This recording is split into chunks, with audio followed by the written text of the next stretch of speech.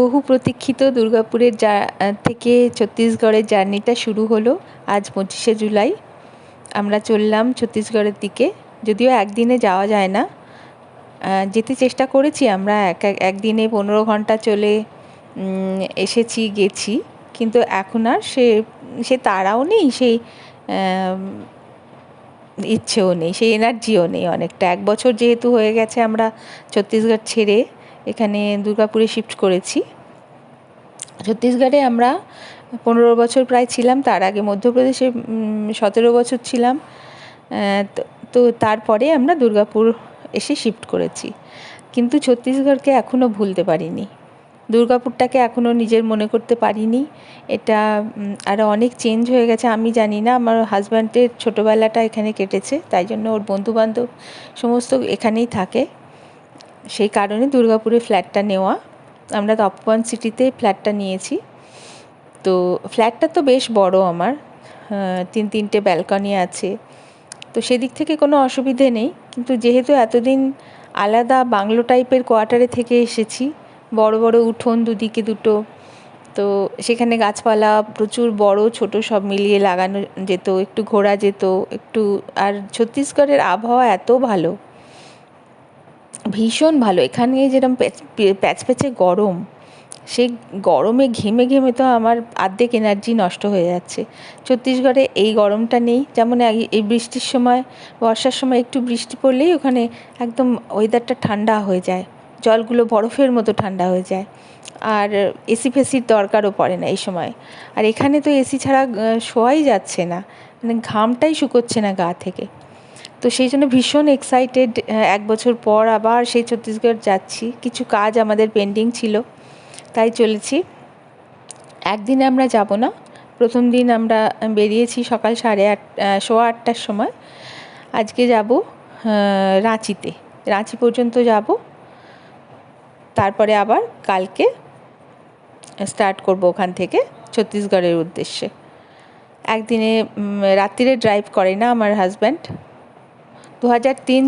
2003-এর পর থেকে গাড়ি চালাচ্ছে, আর যবে থেকে 2000 প্রায় 7-8 থেকে আমরা গাড়িতেই যাতায়াত করি ছত্তিশগড় থেকে কলকাতা। মানে আমার শ্বশুরবাড়ি হচ্ছে 24 পরগনা, হালির শহরে, তো সেখানে যাতায়াত করা গাড়িতেই করি। তো আমার হাজব্যান্ড নিজেই চালান, কখনো ড্রাইভার আনেন না, খুব এমার্জেন্সি ছাড়া। তো আমরা দুদিনেই যাই, এইভাবেই আসি। আমরা এই জার্নিটাকে ভীষণ এনজয় করি, আমাদের খুব ভালো লাগে চারিদিকে সিনারি দেখতে দেখতে নিজের যাওয়া আসাটাকে। তো দুর্গাপুর ছাড়িয়ে চলেছি এখন। তো দুদিকে এমনিই বর্ষাকাল, সবুজ হয়ে আছে সব গাছপালা, বর্ষার সময় বেড়াতে খুব ভালো লাগে। তো আমরা এটা রাঁচির দিকে চলেছি, ঝাড়খণ্ডে ঢুকে গেছি। দূরে পাহাড় দেখা যাচ্ছে, পুরো পাহাড় ঘেরা। রাঁচিটাও পুরো পাহাড়ের ওপরেই তৈরি শহরটা।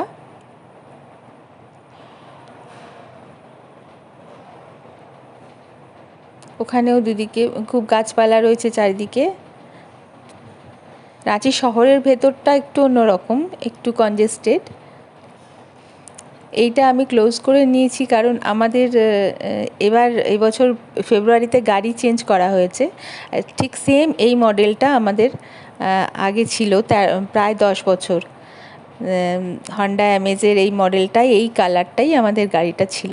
তা আমাদের সামনে সামনে ওই গাড়িটা যাচ্ছিল, তো আমার খুব ইচ্ছে করলো একটুখানি ক্লোজ নিয়ে দেখি। এটা আমরা প্রায় রাঁচি না, আমি ভুল বলেছি, ওটা পুরুলিয়ায় ঢুকছিলাম। আমি রাস্তাটা গন্ডগোল করে ফেলেছি। এটা প্রায় ঝালদার কাছাকাছি। আমরা একটা হোটেল আছে, আইমুন্ডি বলে একটা জায়গা আছে, সেই জায়গাটাতে একটা পান্ডে হোটেল বলে একটা লাইন হোটেল আছে। আমরা সেখানে বরাবরের জন্য ওইখানে ঢুকে খাবার দাবার খাওয়া, দুপুরের লাঞ্চ করা, মানে ওই সময়টাতে ওখানে পৌঁছোই।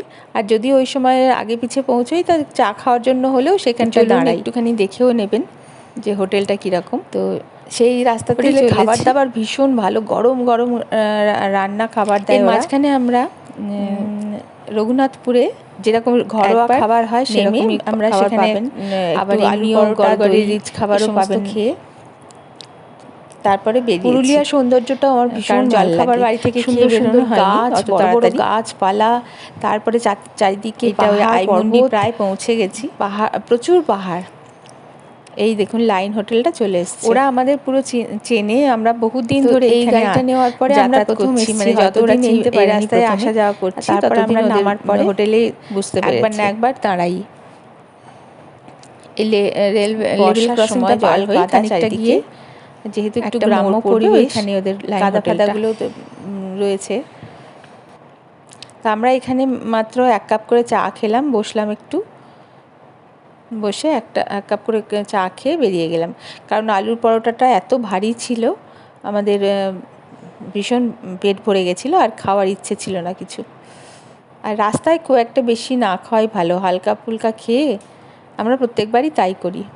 কিছু একটা খেয়ে সামান্য পেট ভরিয়ে নিই, তারপরে আবার রাত্রিরে যখন হোটেলে পৌঁছোই সেখানে গিয়ে ভরপেট খাবারটা খাই রাত্রিরে।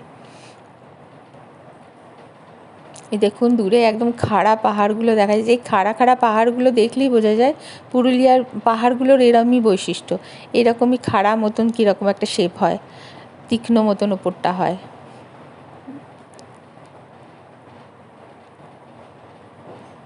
পুরুলিয়ার রাস্তাগুলোও আমার খুব ভাল লাগে, মানে দুদিকটা সবসময় আমি রাস্তার ছবি বা ভিডিও করতে থাকি এখান দিয়ে যাতায়াত করার সময়।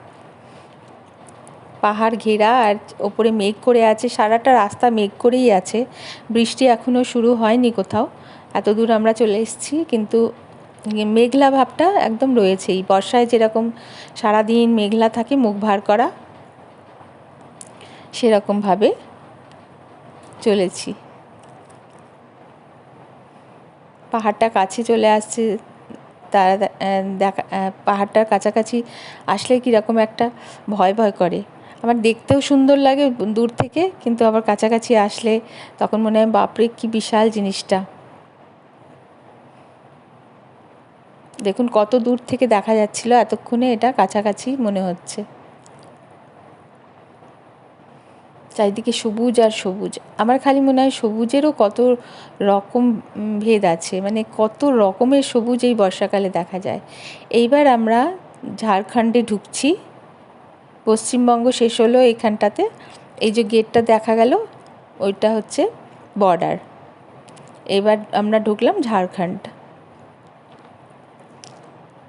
এখানেও দেখুন অপূর্ব সুন্দর এই পাহাড়টা, পুরো মানে সবুজ হয়ে আছে। দূর থেকে কালো লাগে, কিন্তু কাছে গেলেই বোঝা যায় ওগুলো পুরো সবুজ, গাছপালা একবারে ভেলভেটের মতন হয়ে আছে।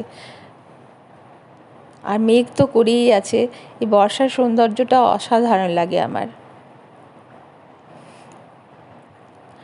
পশ্চিমবঙ্গে যেমন বর্ষা হলে কীরকম প্যাচপ্যাচে একটা ভাব হয়ে যায়, কাদা চারিদিকে, বাইরে বেরোতে ইচ্ছে করে না। আর এই ঝাড়খণ্ড, ছত্তিশগড় এই সমস্ত জায়গায় না একদমই কাদা হয় না। এখানে মানে উঁচু পাহাড় তো, জলটা একদম নিচের দিকে চলে যায়, তো উপরে জল জমার কোনো প্রশ্ন ওঠে না। যতক্ষণ না বন্যা কোথাও হচ্ছে ততক্ষণ ছাড়া জলগুলো জমে না আর কাদা হয়ই না, একদম পরিষ্কার থাকে। এই জিনিসটা আমার ভীষণ ভাল লাগে। আর পশ্চিমবঙ্গে বর্ষা মানেই ঘরে বসে থাকো, তবেই ভাল লাগে। খিচুড়ি খাও, ইলিশ মাছ ভাজা খাও। আর পশ্চিমবঙ্গ মানেই তো খাওয়া। আমি তো পশ্চিমবঙ্গে গিয়ে খেয়ে খেয়ে খেয়ে খেয়ে আমার তো একবারে মানে অম্বলের রোগ ধরে গেল মনে হচ্ছে যেন। যতদিন ছত্তিশগড়ে ছিলাম ততদিন এখানে ভ্যারাইটিস মাছ পাওয়া যেত না, ওখানে গিয়ে লোভে পড়ে সমস্ত কিছু খাচ্ছি, আর নানান রকম জিনিস নতুন নতুন রান্না করছি আর খাচ্ছি। এই হয়েছে ব্যাপার, ওখানে খাওয়াটাই মেন হয়ে দাঁড়িয়েছে আমাদের। যাই হোক, তো যেটা বলছিলাম যে এখানে জল জমে না একদম, তো ভীষণ ভাল লাগে। ওই জন্য বর্ষাকালটাতে কোনো অসুবিধা হয় না, একটা ইরিটেশন হয় না, সেই জিনিসটা হয় না। সুন্দর পাহাড় দেখতে দেখতে আমরা চলেছি। এত সুন্দর রাস্তা দিয়ে যে গাড়ি চালাচ্ছে তারও ভালো লাগে। আর দুর্গাপুরে ভালো করে গাড়ি চালানোও যায় না। এতদিন আমরা ছত্তিশগড়ে ছিলাম, এইরকমই ফাঁকা পাহাড়ি রাস্তা ছিল, তো গাড়ি চালাতে ভীষণ ভালোবাসতো, গাড়ি বের করতেই ভালোবাসতো। যখনই হলো হুট করে বেরিয়ে যেতাম। আর দুর্গাপুরে গিয়ে আমাদের সিটি সেন্টার মাত্র 5 কিলোমিটার বা 6 কিলোমিটার রাস্তা, সে গাড়ি বের করে বেরোতেই ইচ্ছে করে না। ওখানে এত গাড়ির মানে যানজট যেটাকে বলে আর কি, সেই রকম গাড়ি, বা ঘর থেকে বেরোলেই সেই গাড়ি, মানে গাড়ির অ্যাভারেজ তো পাওয়াই যায় না, 1 পা এগো 2 পা পেছো, এইরকম অবস্থা। সেই জন্য গাড়ি চালিয়ে সুখ নেই। তাই আমি বলছিলাম, কেন কিনলে গাড়িটা আবার? বিক্রি করে দিয়েছিলে, যেমন থাকতো না। এখানে তো গাড়ির সুবিধা আছে এমনি, কিন্তু যাদের অভ্যেস হয়ে গেছে না নিজের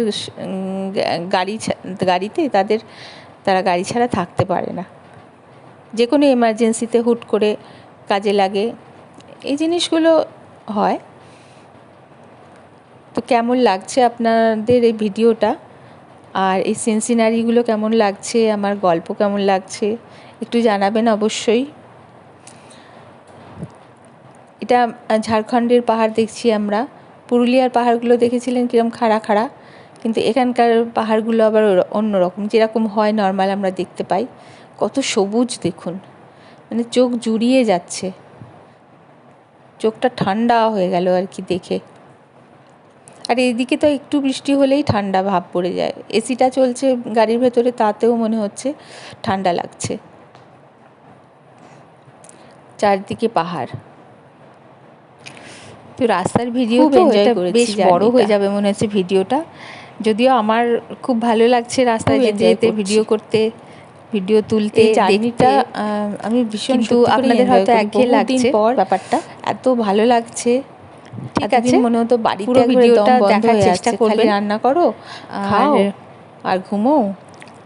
এই জায়গাটা নিজেও হচ্ছে গাড়ায়বন, পাশে একটা ধাবা মতো, মানে অনেকদিন পর আসছি তো সেজন্য ঠিক বুঝতে পারছি না আমি কোথায় কোথায় ঢুকছি। এটা মনে হচ্ছে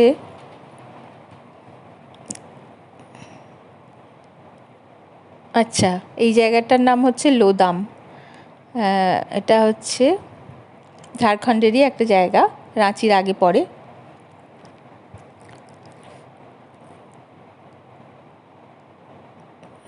লোদাম কি না, লোদাম ওইদিকে, ভুলেও গেছি ছাতা মাতা।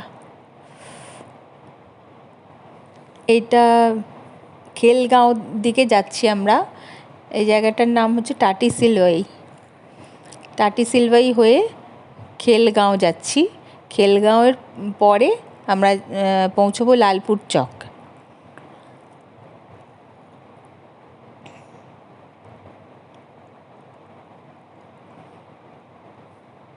সাইড মিরর দিয়ে আমি রাস্তাটা দেখানোর চেষ্টা করছি পেছন দিকে, দেখতে খুব ভালো লাগে। ন্যাশনাল হাইওয়েগুলোর যে দাগগুলো কাটা থাকে সেগুলোতে।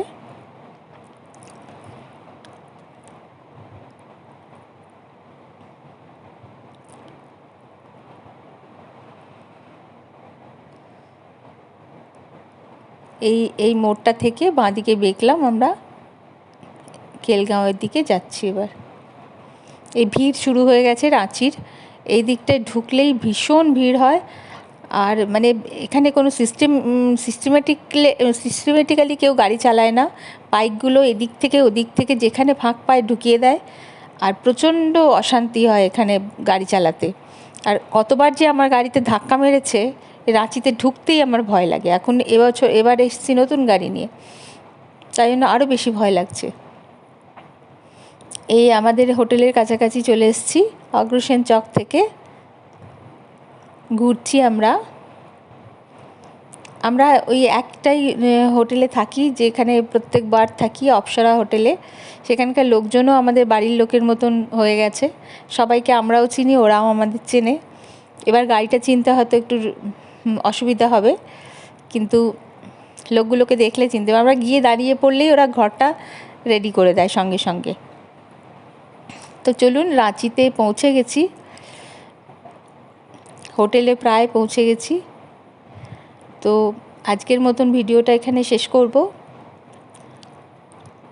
কেমন লাগলো আমার একদিনের ভ্রমণের ভিডিওটা জানাবেন। এইটা প্রথমে একটা হোটেল ল্যান্ডমার্ক আছে, বেশ বড়, মনে হয় 3 স্টার কি 4 স্টার হোটেলটা। এখানেও একবার আমরা থেকেছি, সেবার লোক বেশি ছিলাম আমরা, অপ্সরাতে জায়গা পাইনি, ওরাই এখানে পাঠিয়ে দিয়েছিল। কিন্তু এক রাত্রিরের জন্য অপ্সরার রুমগুলো আমাদের বেস্ট লাগে, অত অসুবিধা হয় না, সব কিছুই আছে প্রয়োজন মতো।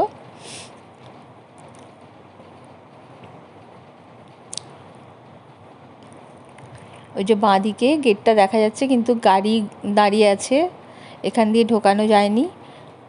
আমি গাড়ি থেকে নেমে গেলাম, নেমে গিয়ে ভেতরে সবাই ভালো থাকবেন, সুস্থ থাকবেন, আবার দেখা হবে। ওরা বললো যে পেছন দিকে